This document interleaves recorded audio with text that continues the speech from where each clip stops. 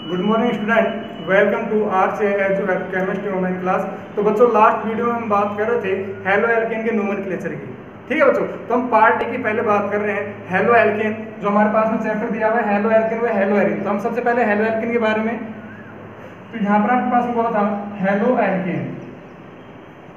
बच्चों ये तो आपके पास में हो जाएगा आईपीएसी नेम, लेकिन अगर इसके कॉमन नेम की बात करें तो क्या नाम हो जाएगा? Alkyl halide. क्या नाम हो जाएगा?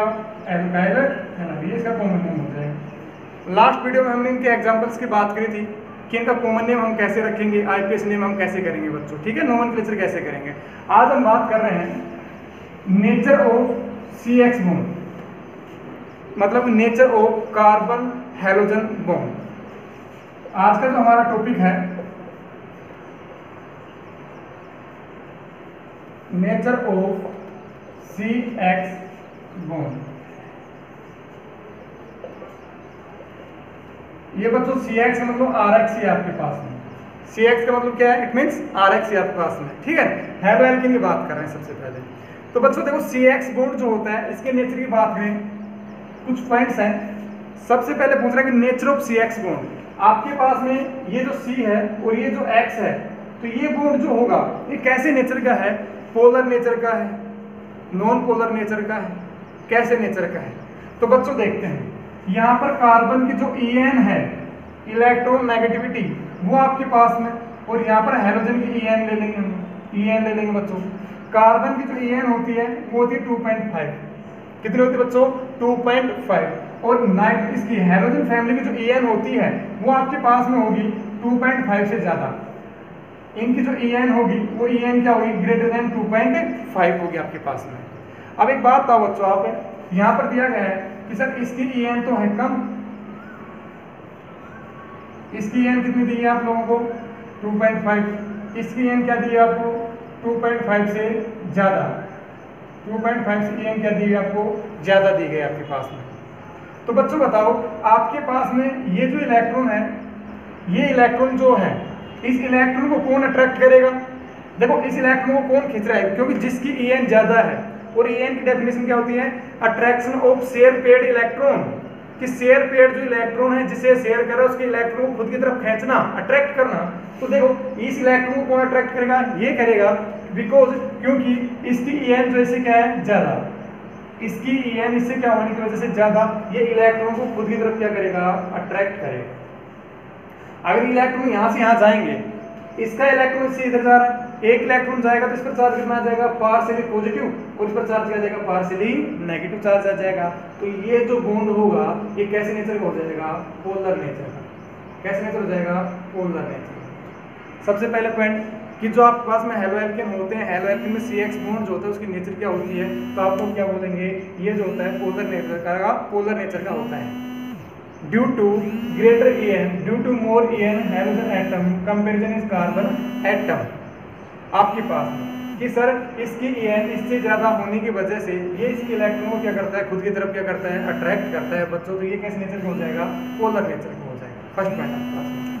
सेकंड पॉइंट की बात करते हैं कि आपके पास में ये जो कार्बन है बच्चों, इस कार्बन का हाइब्रिडाइजेशन क्या होगा? हम बात कर चुके हैं ऑलरेडी। इस कार्बन का हाइब्रिडाइजेशन आपके पास में होगा sp3। इसका हाइब्रिडाइजेशन क्या होगा आपके पास में? sp3 होगा बच्चों। और जिस भी कार्बन एटम का हाइब्रिडाइजेशन sp3 होता है तो उसकी ज्योमेट्री क्या होगी? यहाँ पर क्या हो जाएगा? इसका हाइब्रिडाइजेशन हो जाएगा बच्चों। अब बात करते हैं इसकी ज्योमेट्री की या फिर इसकी शेप की, वो क्या होगी? Tetrahedral, TD।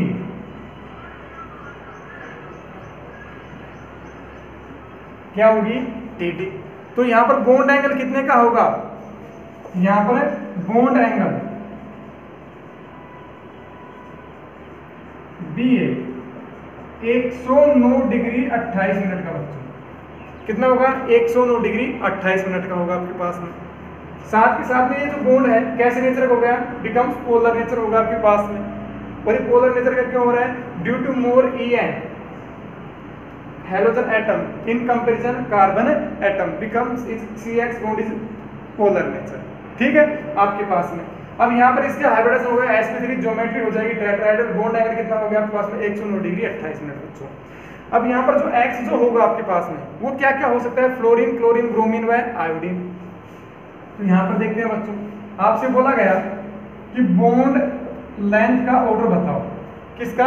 बॉन्ड लेंथ का। बी है, ये आपके पास में बॉन्ड लेंथ दी गई है बच्चों, बॉन्ड लेंथ शॉर्टकट में बोलेंगे बी है। क्वेश्चन दिया हुआ है क्या, यहां पर जो आपके पास में है CF, CH3L, CH3Br, fluorine, chlorine, CH3Br और CH3I, ये आपके पास में दिया गया बच्चों। अब आपसे बोल रहा है कि यहाँ पर इसके बॉन्ड लेंथ का ऑर्डर बताओ। तो बच्चों बॉन्ड लेंथ जो होती है वो साइज की क्या होती है? डायरेक्टली होती है। इफ साइज आपके पास में क्या होगा? इंक्रीज, तो बॉन्ड लेंथ भी क्या होगी बच्चों? इंक्रीज होगी। ये इसकी क्या होती है? डायरेक्टली होती है। अब बताओ ये CH3 ग्रुप ये तो फिक्स है आपके पास में, लेकिन यहाँ पर चेंज कौन हो रहा है बच्चों आपके पास में? Halogen atom, fluorine, chlorine, bromine, iodine. और हमें पता है फ्लोरीन, क्लोरीन, ब्रोमीन, आयोडीन एक ग्रुप के एलिमेंट होते हैं। ग्रुप में ऊपर से नीचे आने पर, अप टू डाउन आने पर साइज क्या होता है बच्चों?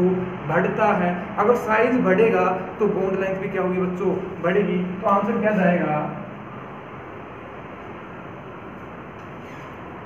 आपके पास में? आंसर आ जाएगा कि फ्लोरीन से ज्यादा बड़ा होगा क्लोरीन, क्लोरीन से ब्रोमीन, ब्रोमीन से आयोडीन।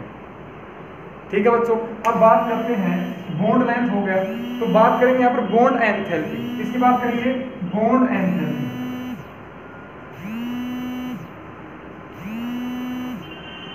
किसकी बात कर रहे हैं बच्चों? बॉन्ड एंथैल्पी की बात कर रहे हैं। अब बॉन्ड एंथैल्पी का इट मींस कि आपके पास में जो बॉन्ड लेंथ है ये वाले, ये बॉन्ड लेंथ जो दी हुई है, इस बॉन्ड लेंथ को ब्रेक करने के लिए, मतलब इस लंबाई को तोड़ने के लिए कहां पर एनर्जी ज्यादा देनी पड़ेगी?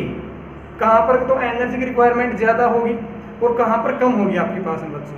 तो बच्चों देखते हैं, जिसका ये देखते हैं, अगर ये लेंथ आपके पास में जितनी ज्यादा लेंथ होगी उसको ब्रेक करना आसान होगा, और जितनी लेंथ आपके पास में छोटी होगी उसको ब्रेक करना क्या होगा? हार्ड होगा। हम ये बोल सकते हैं नॉर्मल में कि हमारे पास में हम एक वुड लेते हैं जो आपके पास में एक तो थोड़ा लंबे साइज की है, थोड़ा सा लार्ज है, एक स्मॉल साइज की है, तो कौन सी को इजीली ब्रेक कर सकते हो? लार्ज वाले को, क्योंकि वहां पर एनर्जी क्या चाहिए हमें? कम चाहिए। इट मीन्स कि उसके जो बॉन्ड होंगे वो इजीली ब्रेक हो जाएंगे। एनर्जी रिक्वायरमेंट क्या होगा आपके पास में? लो एनर्जी रिक्वायरमेंट होगी आपके पास में। तो हम बोलेंगे यहाँ पर कि बॉन्ड एंथैल्पी जो होती है वो बॉन्ड लेंथ की क्या होती है? इनवर्सली होती है। जहां पर बॉन्ड लेंथ क्या होगी? ज्यादा, बॉन्ड एनर्जी क्या होगी? कम।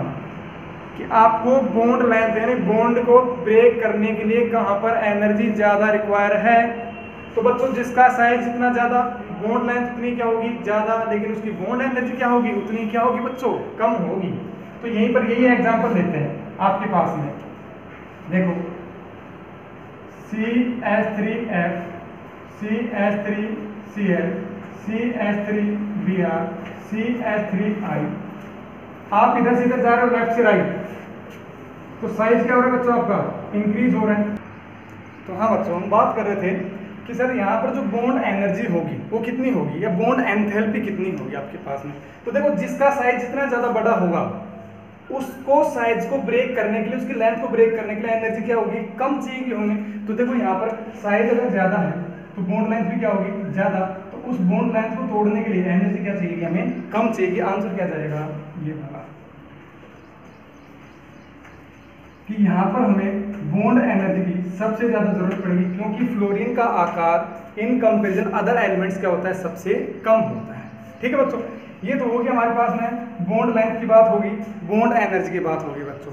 अगर हम यहाँ पर बात करें इसके संकरण की, तो संकरण हमारे हाइब्रिडाइजेशन की बात करें, हाइब्रिडाइजेशन क्या होता है बच्चों? इसको sp3 होता है। इसकी ज्योमेट्री क्या हो जाएगी आपस में? टेट्राहेड्रल हो जाएगी। और बॉन्ड एंगल जो होगा वो क्या होगा बच्चों? 109 डिग्री 28 मिनट का होगा आपके पास में।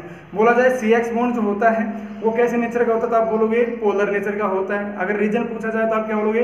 ड्यू टू ग्रेटर EN, ये बोलोगे due to more EN hydrogen atom in comparison carbon atom, the bond is polar nature, become to polar nature, then partially positive charge carbon and partially negative charge in halogen atom। क्योंकि इसकी EN इससे क्या है? ज्यादा है, तो ये electron को खुद की तरफ क्या करेगा? अट्रैक्ट करेगा आपके पास में।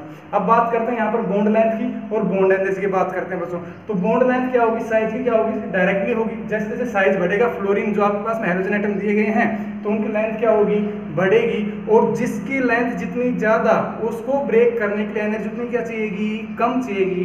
तो बॉन्ड लेंथ व बॉन्ड एंथैल्पी एक दूसरे के इन्वर्सली होते हैं, जैसा कि यहाँ पर दिया गया बच्चों। ठीक है बच्चों, बाकी बात हम करेंगे नेक्स्ट क्लास में। Thank you class.